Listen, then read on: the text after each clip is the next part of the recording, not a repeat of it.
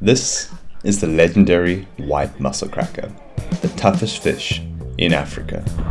All today to pull my freezer. That's exactly what I did. With a 2-week power outage, my freezer was empty, and this fish was a big solution to that problem. But I didn't just find this fish on the beach.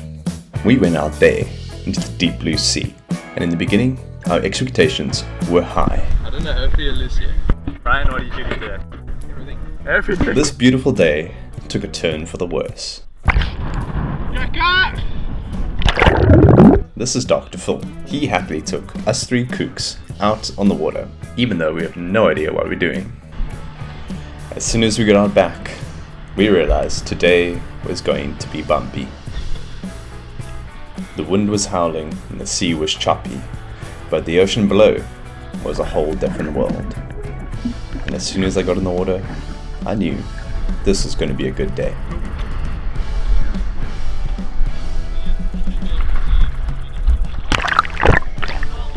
Clean. The water was clean, so I loaded up my gun and Brian took the first dive for the day. Where are the fish? Are they there? Okay. What we call the pressure point, basically where the fish are gathering. And on my first dive, as soon as they hit the bottom, I saw my favorite fish to eat, otherwise known as a red stump nose. But being as I just got down to the bottom, I decided I could wait around a bit, spend some time down here. A bigger fish might come by, and the goal today was to get a big fish. Keeping this fish within my vision, I waited. Perhaps a yellowtail would cruise over the top of the reef, or a kraken would sneak through the shadows.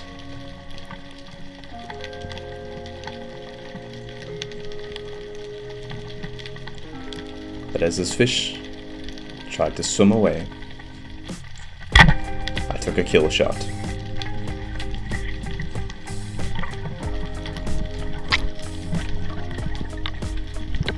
I almost couldn't believe how easy this first fish was. On my first dive of the day, I already achieved my goal of getting dinner.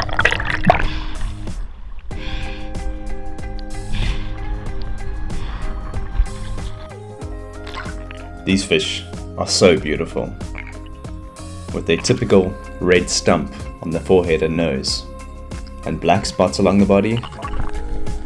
I can't get enough of them, especially when you put them on a fish wrap. Making sure the fish is dead, with a knife to the head, I showed Brian my catch.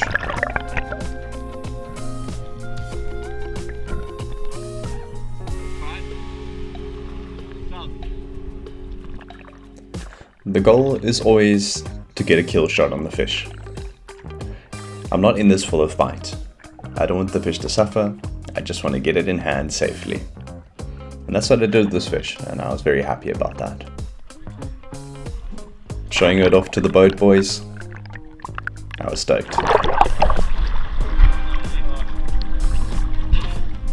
It's not huge, it's a nice fish there. That way.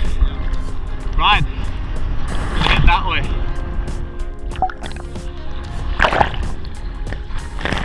We moved on further up the reef, but it wasn't too lively that way. So after a quick dive, we moved spots. It was at this point that I realized some of the crew members were feeling pretty green. Survival mission. Yeah, survival mission. So now Brian was the captain for the day, and we jumped in on the next spot. Taking water.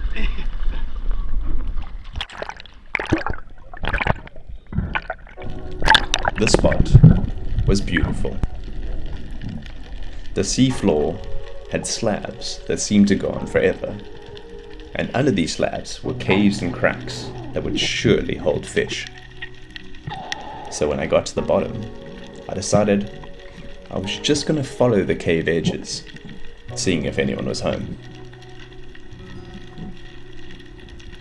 In this area, the water was incredibly clear, and if I'm honest, my gun was too short. This gun can probably only shoot 4 meters, and the visibility here was over 10 meters. So the fish had to come close to me for me to even have a chance. This almost came to my demise, but you'll see why at the end of the video. If you're enjoying this video so far, why not give it a like, or even subscribe. There's a lot more like this coming.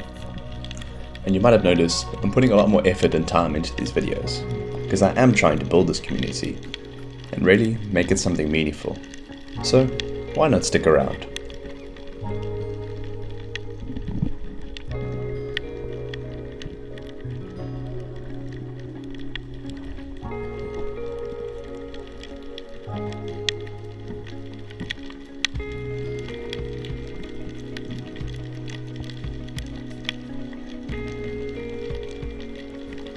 Surprisingly, these cracks and caves didn't have too much life in it, and I had no luck so far finding any decent fish. So, I moved on to another spot. Here, there was this huge but thin cave. But again, no fish to be seen. But what often happens is as you go down, you scare the fish out of their holes and caves, and then they come back to see what you're doing inside their home.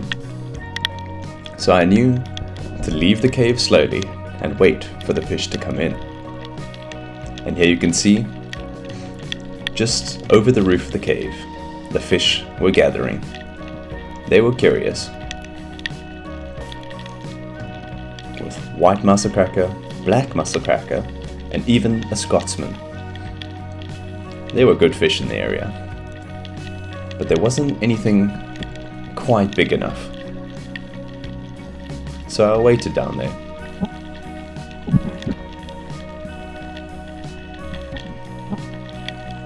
And as my breath was running out, a silver slab approached me.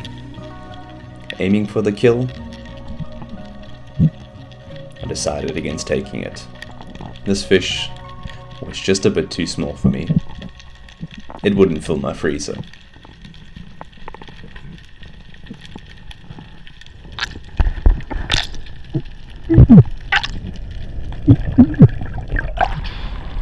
Yeah, good spot. Very good spot. But now we had 2 crew members that were feeling too green to get a fish. It was up to me and Phil. So I went down onto a hot spot. It was time to get a fish. And landing on some good reef, the fish were all around me. A jatchel, a bronze bream, a black musselcracker, and a white musselcracker. The options were endless, but I decided on one fish in particular. These fish seem to have a sense for when you want to shoot them. If you're not thinking about shooting them, they will be incredibly relaxed and just cruise past you. But as soon as you decide that you want to shoot one, they'll make it difficult. And that's exactly what happened here. Throughout this entire dive, a big bronze bream had been cruising circles around me, but as soon as I aimed, he turned his head away. The shot barely made it through, and the fish almost shook itself off. But I managed to get it to the surface.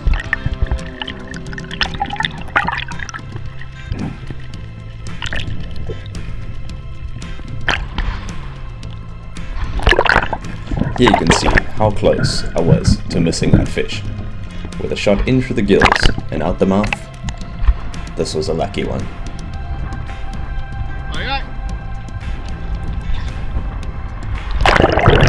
These fish really are bronze, especially when you've just shot them. They shine in the water. Truly a beautiful fish. Putting it out its misery, it was time to move spots.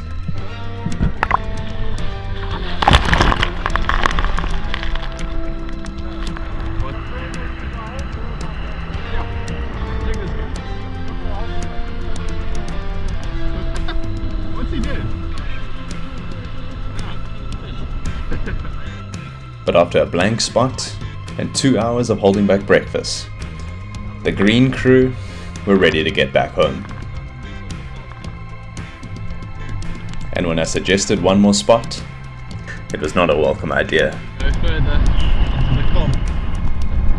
No, this is far too short. So, I think we should go more right and go away. it's feeling real boggy here. I'm not sure right. Come on, let's go. I think we should just one more spot. After some convincing, I had my last dive. Shot, dude. Good job. Cool. This water felt different. The water was not only warmer, but also murky. And by the sound of it, the fish were active on the bottom. This dive was going to be difficult, with shapes moving in and out of the vision line. They seemed to disappear as fast as they appeared.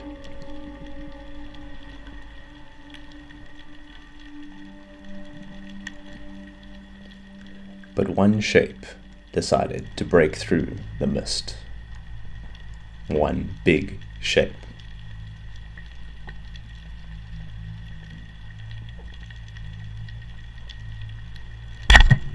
The shot hit, but it was a long shot, and I wasn't sure if the spear went through.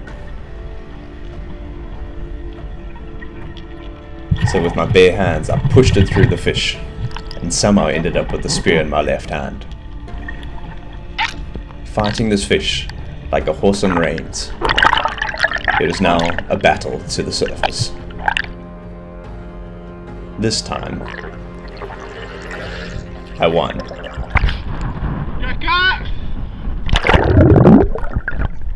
Although it was a long shot, the fish was hurt. I definitely hit a vital, and the fish limped to the surface with ease.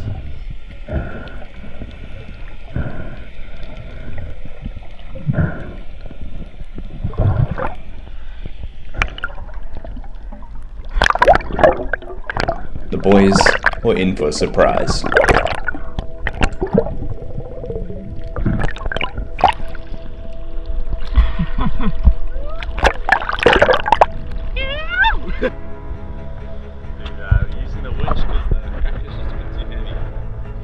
This day was insane, and quite definitely my best day on the water in a long time.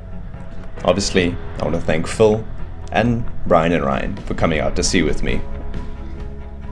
To get a fish like this is not a common thing. To get a fish that weighed nearly 15 kgs is a rarity, and I was sure that my freezer would now be full.